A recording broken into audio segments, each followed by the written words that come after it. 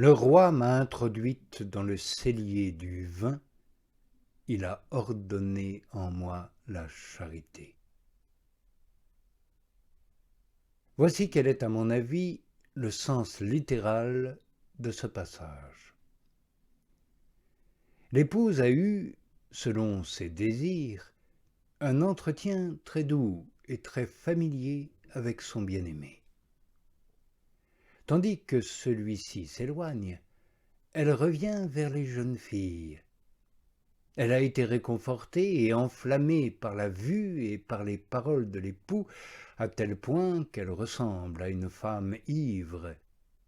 Et comme si ses compagnes, étonnées de cette nouveauté, lui en demandaient la cause, elle répond qu'il n'est pas du tout étonnant qu'elle soit échauffée par le vin, puisqu'elle est entrée dans le cellier du vin.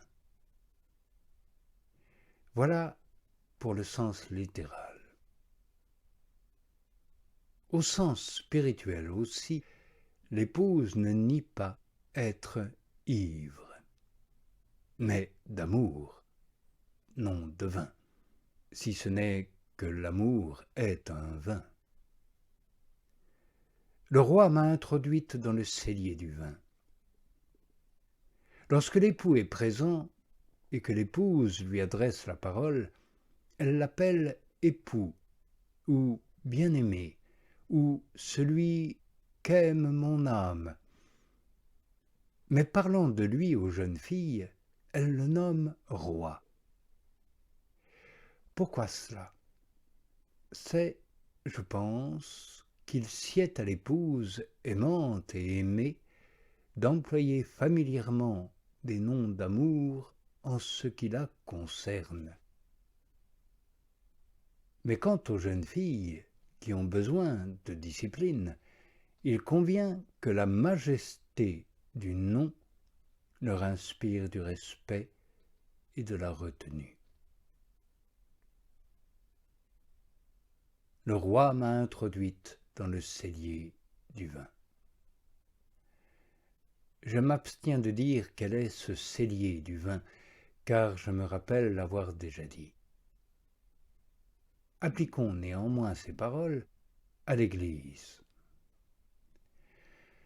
Lorsque les disciples, remplis de l'Esprit Saint, étaient considérés par le peuple comme ivres de vin doux, Pierre, en sa qualité d'ami de l'époux, se leva au milieu d'eux et plaida pour l'épouse. « Non, dit-il, ces gens ne sont pas ivres, comme vous le supposez. »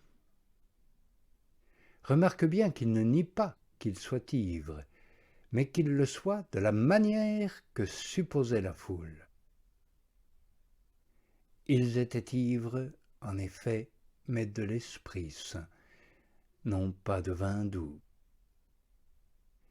Puis, comme pour attester devant le peuple qu'ils avaient été réellement introduits dans le cellier du vin, Pierre plaide encore pour tous en ces termes: « C'est bien ce qui a été annoncé par le prophète Joël.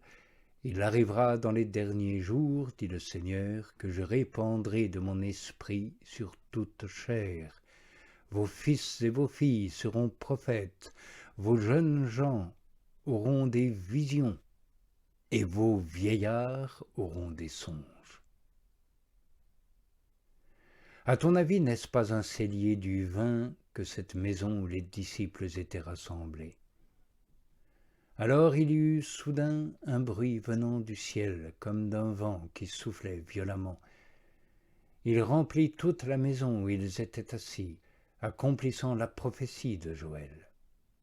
Chacun des disciples sortant, enivré de l'opulence de cette maison et abreuvé au torrent de délices si intenses. Oui, ne pouvait-il pas dire à bon droit: « Le roi m'a introduit dans le cellier du vin ». Toi aussi, si tu entres seul dans la maison de prière, l'esprit recueilli, l'âme clairvoyante et libre de soucis mondains, si, debout devant le Seigneur, près de quelque autel tu frappes à la porte du ciel avec la main d'un saint désir, si, présenté au cœur des saints par ta ferveur pénétrante, car la prière du juste pénètre les cieux, si tu pleures en leur présence tes souffrances et tes malheurs, si, par de fréquents soupirs, des gémissements ineffables, tu exposes ton indigence et implores pitié, si, dis-je, tu fais tout cela, j'ai confiance en celui qui a dit « Demandez et vous recevrez ». Car si tu persévères à frapper, tu ne partiras pas les mains vides. Mais lorsque tu reviendras plein de grâce et de charité, dans la ferveur de l'esprit, tu ne pourras pas cacher le don reçu, tu nous en feras part sans envie.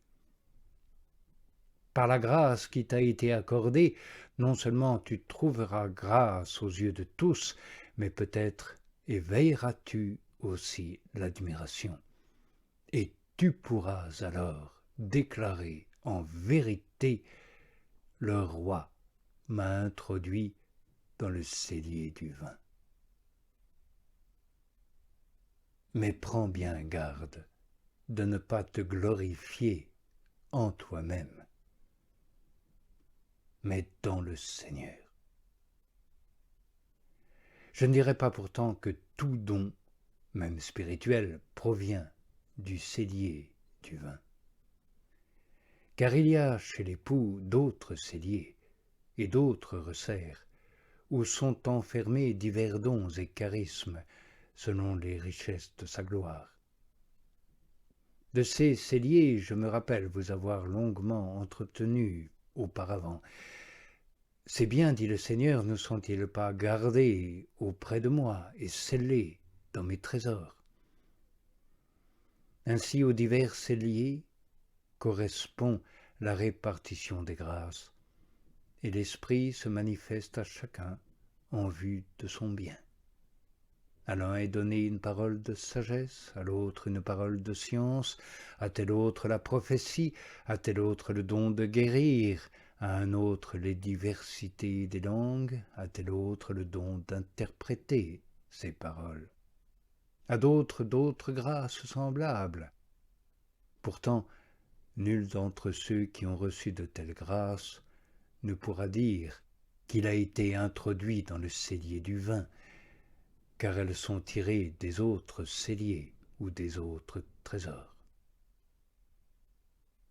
Mais si quelqu'un obtient, par la prière, d'être ravi en esprit dans le secret de Dieu, d'où il revient ensuite tout embrasé du divin amour, tout brûlant du zèle de la justice, animé d'une extrême ferveur dans toutes les pratiques et les tâches spirituelles, si bien qu'il puisse dire « Mon cœur s'est échauffé en moi-même et dans ma méditation le feu va s'allumer », on affirme non sans raison que cette âme-là est entrée dans le cellier du vin.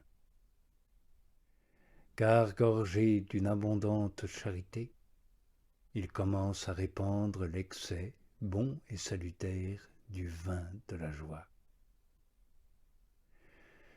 Oui, il y a deux sortes de ravissement dans la contemplation bienheureuse.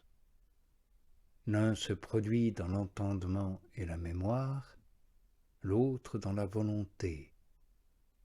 L'un dans la lumière, l'autre dans la ferveur. L'un dans la connaissance, l'autre dans la dévotion.